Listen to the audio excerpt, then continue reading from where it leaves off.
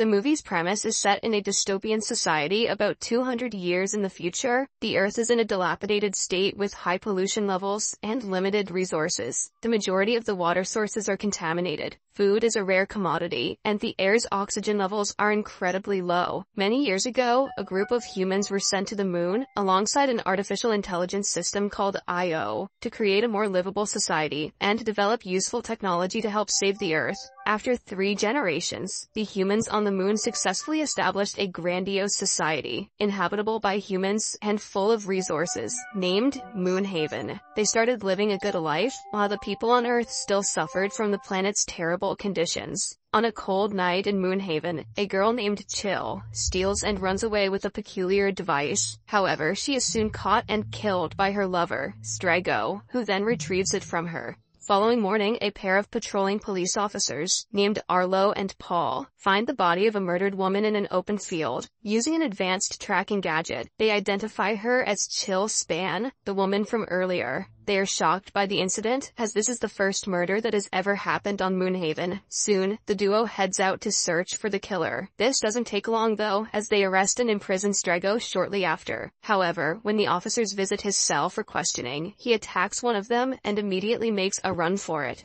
Next, we are introduced to the protagonist, Bella Sway, an experienced pilot who has been tasked to transport Indira Mayer, the envoy of Io, and the high-ranking official on Earth, alongside her bodyguard Tom, to the moon for an executive visit. Before they commence their journey, Tom engages Bella in a little chat, breaking the ice as the two get friendly. Soon, Indira arrives, and the trio embark on their journey to the moon. On the ship, Bella receives a call from JT, a friend of hers on Earth, who asks her to smuggle a psychedelic drug named Singer from the moon back to the Earth. At first she is skeptical, but when JT insists, she agrees. In the next scene, the aircraft finally lands on the moon. After a long trip, Bella remains on the aircraft while Indira, accompanied by Tom, heads out for a meeting with the council chair, Maita, the ruler of the moon's human society. About an hour later, Bella spots a bird, which nosedives into a surrounding lake, dropping off a package. She retrieves the package and takes it inside the spaceship. On opening it, she finds the Singer, which she was tasked to smuggle to Earth.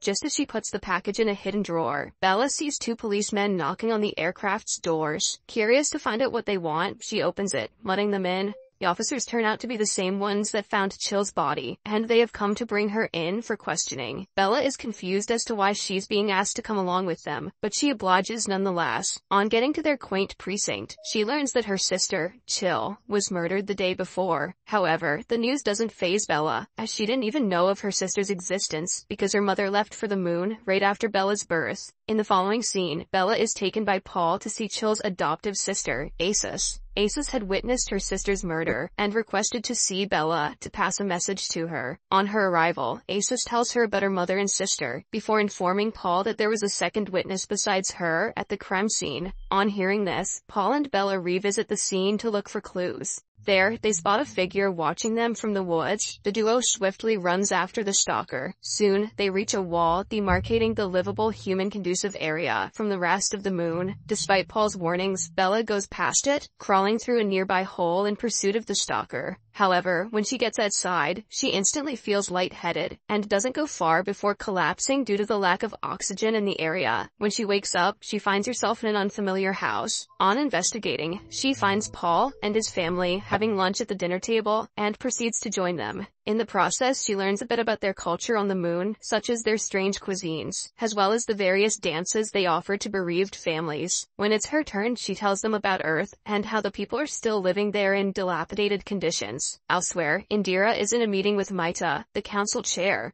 Indira informs her that Io's algorithm has proposed a change of Moonhaven's council authority, despite there being 2 years left in the current administration's tenure. Maita expresses her displeasure on hearing the news, citing that she has done nothing to deserve the termination of her rule. Indira agrees, but reminds Maita that Io is capable of making accurate predictions of the future, and advises the councilwoman to quit before Earth's top officials take action. In the following scene, Bella, who has returned to the aircraft, sees a system intruder warning on her monitor. When she goes to investigate the source of the alert, she finds Strego lurking in a corner and quickly tases him. However, before she can take definitive action, she is interrupted by Tom, who calls for her from the other end of the aircraft. Bella goes to meet him, and there, Tom initiates a random but wholesome conversation with her. A few minutes later, Strego also enters the room and tells Tom that his project is done, causing Tom's countenance to immediately change. He shoots Strego, instantly killing him,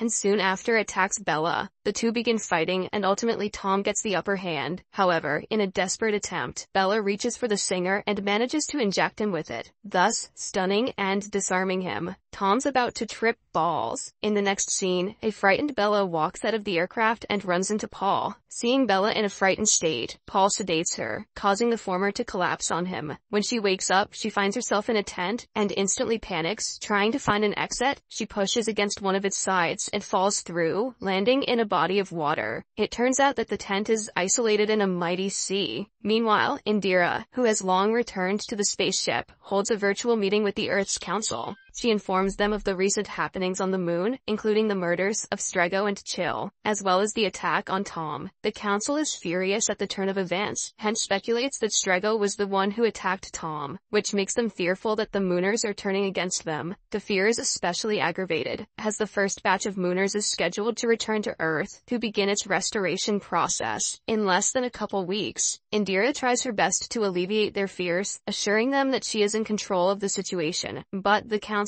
is still skeptical. Later that day, Paul takes a canoe to visit Bella. When he enters the tent, she attacks him, thinking he's there to harm her. However, he explains that he only brought her there to keep her safe. Hearing this, Bella finally calms down. Unsure of what happened last night, Paul asks her about Tom and Strego. Surprisingly, Bella lies to him, as she is scared to have him discover that she was the one smuggling Singer. She tells him that Strego was the one who injected Tom with the drug. Paul senses that something is amiss, but decides to believe her story anyway. Before he leaves, he informs her that Tom is still alive, and is recuperating back at the ship, thanks to Io. In the meantime, Indira pays a visit to Maita's home. There, she firmly asks her to relinquish her position and pass Io's key to the next council chair. However, Maita remains adamant about staying in power and rejects her request. Elsewhere, we see that Bella has made her way to another tent, several meters away from the first. She steals a canoe nearby, and paddles for over an hour before finally reaching the shore. In a bid to return to her spaceship, she runs around the forest, but soon gets lost and captured by the Mooners. Following this, she is isolated at the city station, in a sleep-like state.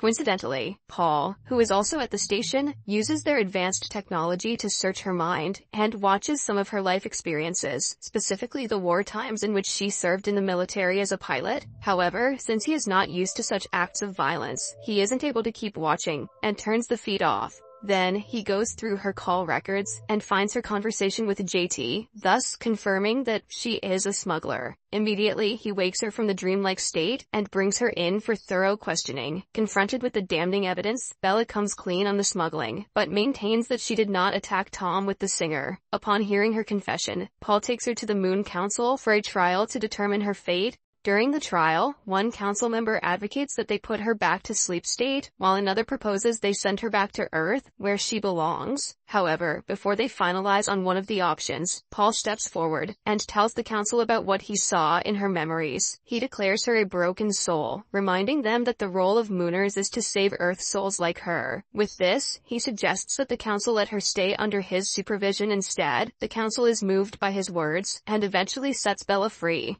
After the trial, Paul, now responsible for Bella, takes her to his house. There, she finally reveals everything, and admits that she was the one who injected Tom with the Singer, but clarifies that it was purely in self-defense. Paul appreciates her honesty, even though it took 3 tries to get there, and hands her a bag containing a wooden box, which belonged to her sister, Chill. Inside, she finds a collection of her mother's things, including a strange-looking projection device. When they switch it on, they find a pre-recorded message from Chill, warning them that the Mooners were never going to save the Earth. She also mentions that the bridge, which is the transport of the Mooners to the Earth, is a trap. The message leaves the duo in awe, as they stare at the projection in disbelief. The following morning, Paul visits his partner Arlo in his house to tell him about Chill's ominous warning from the recording. Paul panics at the severity of the issue, but Arlo comforts and reassures him that they will eventually discover the truth. When Paul leaves the house, he finds a girl dressed in officer's clothing waiting for him outside. She introduces herself as Blue, his assigned apprentice, and silently tails him as he walks away. Meanwhile, Bella goes to meet Indira to inform her that Tom is a double agent who is in cahoots with some Mooner rebels trying to sabotage the bridge. She recounts what happened on the night of the attack, explaining that Tom tried to kill her because she witnessed Strego speaking to him. However, Indira does not believe her, declaring that Tom would never betray her. Right then, we get a flashback to Indira's past at an IO training facility. There, a teenage Indira meets another student named Basta. The two girls instantly hit it off and become best friends.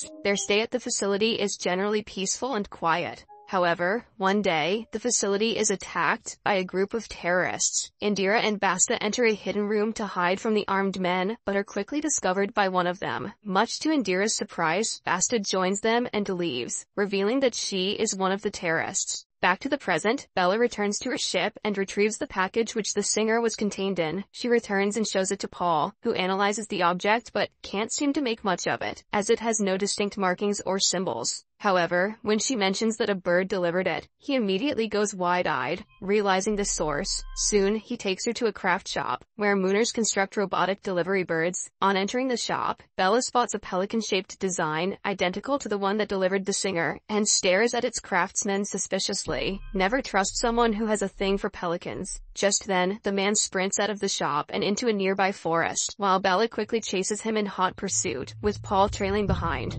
Luckily, after a bit of back and forth, they finally capture the runaway craftsman, Cyril, and bring him in for questioning. At the precinct, they ask who he's working with, but Cyril is uncooperative and denies being involved. In a bid to bait him, Bella lies that Tom has woken up, and would eventually spill all the secrets of the Mooner rebels. However, Cyril remains silent, and is eventually allowed to leave the precinct when they realize that he won't budge. As he leaves, Paul asks Blue to spy on him, just in case he does anything suspicious. Later that day, Paul and Bella engage in a little argument over the intentions of the Mooners. Bella is certain that some Mooners are trying to sabotage the bridge with the help of Tom, as they want to keep the paradise they established away from Earth. But Paul, who blindly trusts his people, does not see reason, and swears that the Mooner would never do that. In the following scene, Maita and Indira enter the IO authorization chamber. The chamber permits access to foreign aircraft to enter the Moonhaven, and requires authorization from both leaders. Without their unanimous consent, no ship can land in the haven. Maita and Indira initiate the authorization process, in anticipation of the arrival of a fleet of aircraft, which are to convoy the first batch of Mooners to the Earth. However, at the last authorization stage, Maitha has a change of heart and withdraws her consent, thus canceling the endorsement as she storms out of the chamber, giving Indira no explanation. Confused, Indira reports the matter to the Earth Council, who become even more anxious over the situation as patience is running thin on Earth, with humans expecting the Mooners to arrive soon to recuperate the planet. In the following scene, Bella, Paul, and his daughter, Elna, are walking through the woods when Paul receives a nearby distress signal from Blue. They quickly trace the signal, and find her lying amongst some shrubs in the forest. She informs them that Cyril caught her stalking him in the woods, and then tried to kill her. However, she fought back, and luckily managed to knock him out. The group helps her up, and after this they trace Cyril's footsteps to a nearby cave. In it, they discover that some Mooners have removed their implants, which are small pebble-like trackers that help IO monitor each individual's movements and activities, hence, making them untraceable. The group brainstorms why they would do this, and soon deduces that Cyril must have told them about Tom's recovery. Therefore, they realize that the Mooners are planning to attack Tom. Wasting no time, Bella and Paul quickly head to Indira's house, accompanied by a squad of officers to protect Tom, who is still in a coma. Early the next morning, a masked Mooner attacks a guarding officer. The episode ends as the rest of the group slowly encircles the house, preparing for an ambush.